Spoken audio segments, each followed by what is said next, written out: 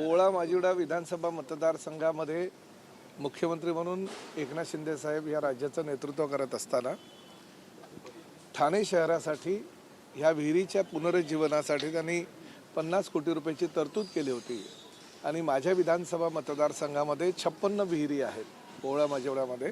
त्या विहिरीचं पुनरुज्जीवन करत असताना विहिरी साफ करणे, त्यामध्ये गटाराचं किंवा ड्रेनेजचं काही पाणी जात असेल तर त्याची वाट बंद करणे, विहिरीला ज्या ज्या ठिकाणी नैसर्गिक स्रोत आहे ते नैसर्गिक स्रोत परत चालू करणे आणि स्वच्छता करून नंतर त्यावर आरो प्लांट लावणे। अशा पद्धतीनं जवळजवळ आता एक 30 ते 32 विहिरीचं काम पूर्णावस्थेमध्ये आहे। प्रत्येक आठवड्याला 3-3 विहिरीचं लोकार्पण करण्याचा माझा मानस आहे आणि त्या माध्यमातून लोकमान्य नगरच्या 3 विहिरीचं पुनरुज्जीवन करून त्या लोकांपर्यंत आम्ही चालू केलेलं आणि अतिशय चांगल्या प्रकारे वापर ह्या उन्हाळ्याच्या दिवसामध्ये त्या विहिरींचा होतोय।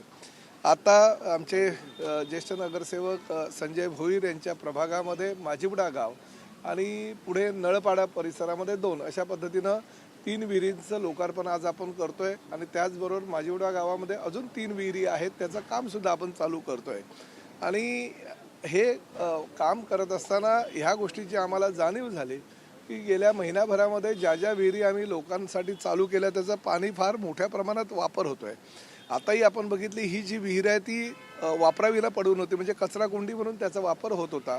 ड्रेनेजचं पाणी गटाराचं पाणी त्या विहिरींमध्ये गेलं होतं, घाण वास पाण्याला येत होता, परंतु आज आम्ही स्वतः मी ते पाणी प्यालो, म्हणजे बिस्लेरीच्या पाण्यापेक्षा म्हणजे मिनरल वॉटरपेक्षा अतिशय शुद्ध पाणी, स्वच्छ पाणी हे ह्या विहिरीच्या माध्यमातून ठाणेकरांना मिळणार आहे। म्हणजे मला आनंद ह्या गोष्टीचा आहे की एकनाथ शिंदे साहेबांनी जो निधी भविष्याचा विचार करून माझ्या मतदारसंघामधील ह्या विकास कामांना दिलेला आहे त्याचा वापर योग्य प्रकारे होतो आहे आणि महाराष्ट्रामध्ये हे पहिलं प्रकरण आहे की ह्या सगळ्या वाया गेलेल्या विहिरी किंवा कचराकोंडी म्हणून वापर होत असलेल्या विहिरीचं नैसर्गिक स्रोत आपण चालू ठेवले आणि ते पाणी फक्त कपडे धुण्यासाठी किंवा भांडे धुण्यासाठी किंवा गाड्या धुण्यासाठी न वापरता पिण्यासाठी त्या पाण्याचा उपयोग आता होऊ शकेल आजच्या युगामध्ये। आणि प्रामुख्यानं ह्या वर्षी ज्या पद्धतीनं पावसाळा कमी आहे, जूनच्या एंडला पाऊस महाराष्ट्रामध्ये येण्याची शक्यता आहे, पाण्याचा साठा आता कमी होत चाललेला आहे, प्रत्येक ठिकाणी पाणी कपात होते आहे,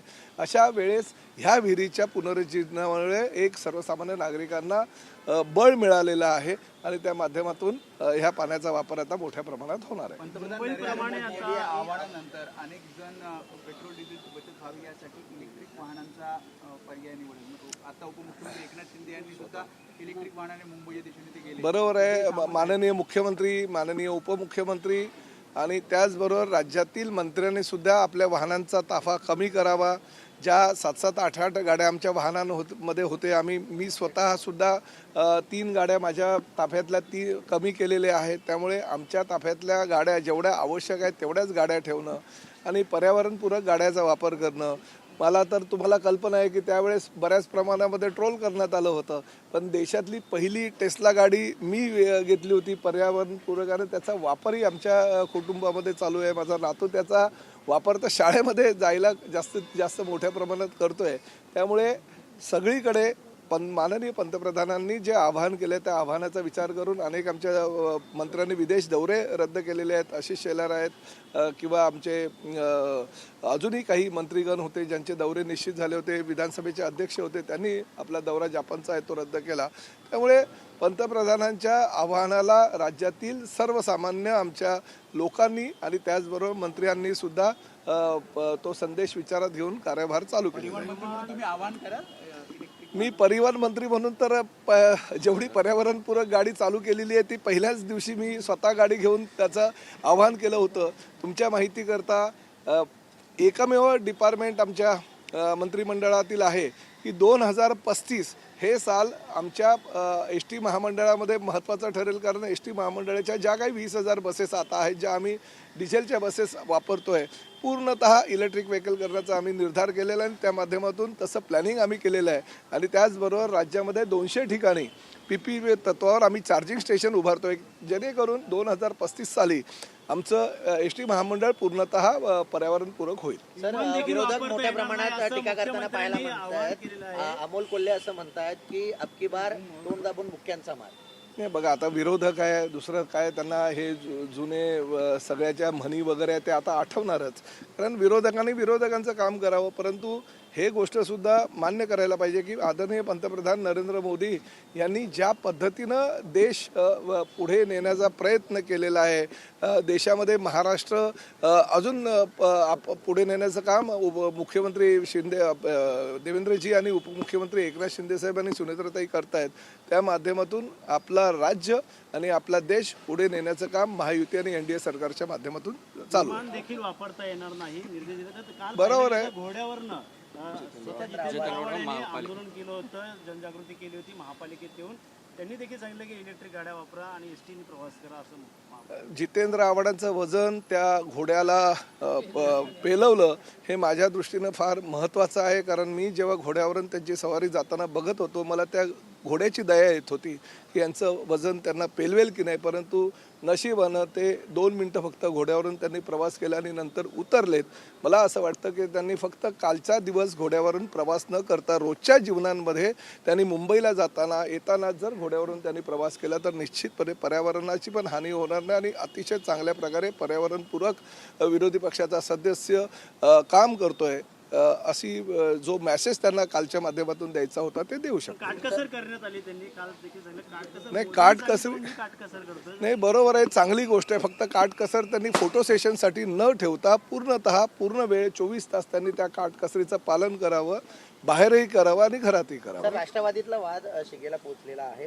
पवार यांच्या कार्यपद्धतीवरून काल एक बैठक पार पडली, ज्याप्रमाणे प्रफुल्ल पटेल यांचं पदच्युत करण्यात आलं.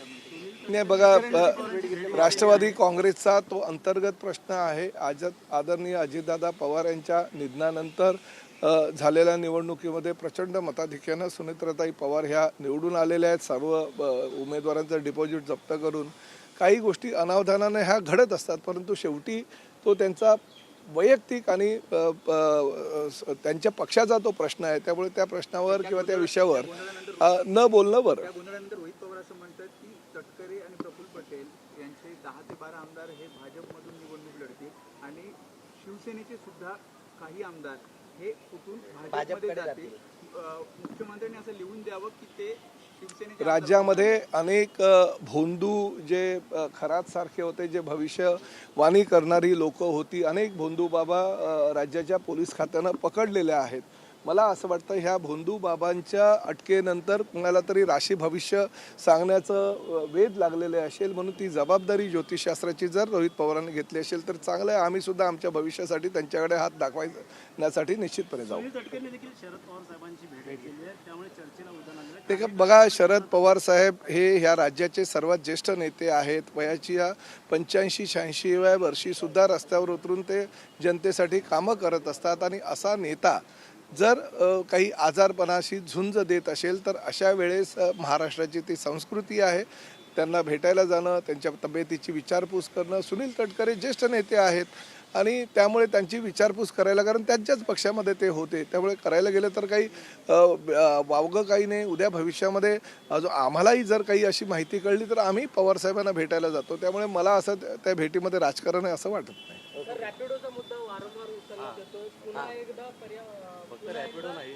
नाही, ही वस्तुस्थिती आहे. महाराष्ट्रामध्ये रॅपिडो, ओला, उबेर ह्यासारख्या अनेक संस्थांनी RTO डिपार्टमेंट किंवा परिवहन डिपार्टमेंट आपल्या खिशामध्ये आहे, राज्य सरकार आपल्या खिशामध्ये अशा पद्धतीनं बेकायदेशीररित्या वाहतूक चालू केली.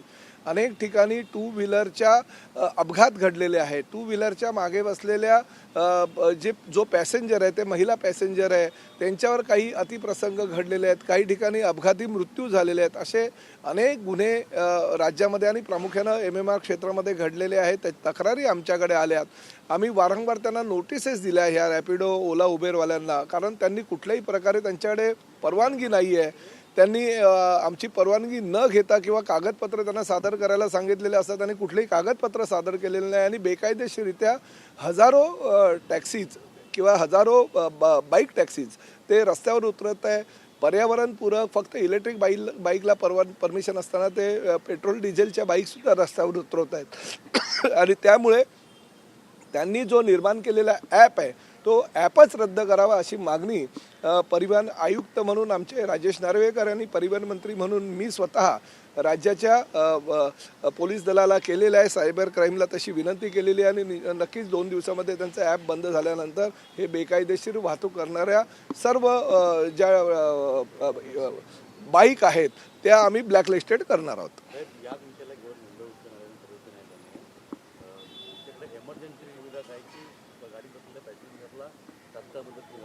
आमच्याकडे RTOची GPS यंत्रणा कार्यान्वित आहे. आमचं स्वतःचं एक डिपार्टमेंट आम्ही ते चालू केलेलं आहे. त्या डिपार्टमेंटच्या माध्यमातून आम्ही आमचा नंबर त्या ठिकाणी फ्लॅश केलेला आहे.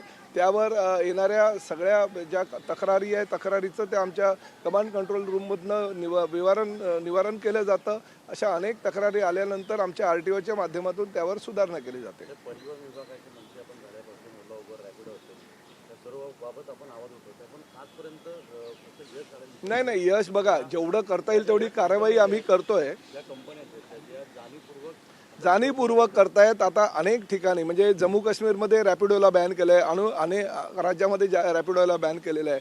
प्रामुख्याने हे लोक काय करतात की आम्ही जर काही RTOचे अधिकारी त्यांना पकडलं बाईकवाल्याला बेकायदेशीरित्या चालवतात म्हणून त्यांच्याकडनं जो काय फाईन करतो ती कंपनी बेअर करते. म्हणजे असं सांगितलं जातं की तुम्ही बेकायदेशीरित्या वाहतूक करा, तुम्हाला जर काय फाईन लागला तर तो फाईन कंपनी बेअर करेल. अशा पद्धतीनं त्यांचं ते आर्थिक व्यवहार चालू आहे आणि तो जर थांबवायचा असेल तर त्यांचा ॲप बंद करण्याशिवाय पर्याय नाही म्हणून काल आम्ही तो निर्णय घेतलेला आहे. ओला उबर प्रमाणे तो कुठला शासनाचा दुसरा ॲप येईल का? हो आम्ही बघा केंद्र शासनानं स्वतःचा ॲप आता भारत टॅक्सीच्या माध्यमातून निर्माण केलेला आहे. अमित भाई शहानी त्याचं लोकार्पण केलेलं आहे. राज्यामध्ये सुद्धा देवदत्त टॅक्सी असोसिएशननी आमच्याकडे मान्यता मागितलेली आहे. ती राज्य सरकार आणि मुंबई बँकेशी संबंधित असेल. आम्ही ST महामंडळाचा छावा ॲप आम्ही रिंगणात आणतोय जेणेकरून त्या छावा ॲपच्या माध्यमातून सर्वसामान्य प्रवाशांना आम्ही एक चांगल्या प्रकारची सुविधा देण्याच्या प्रयत्नामध्ये आहोत. लवकरच 2 ते 3 महिन्यामध्ये त्यावर कार्यवाही होईल.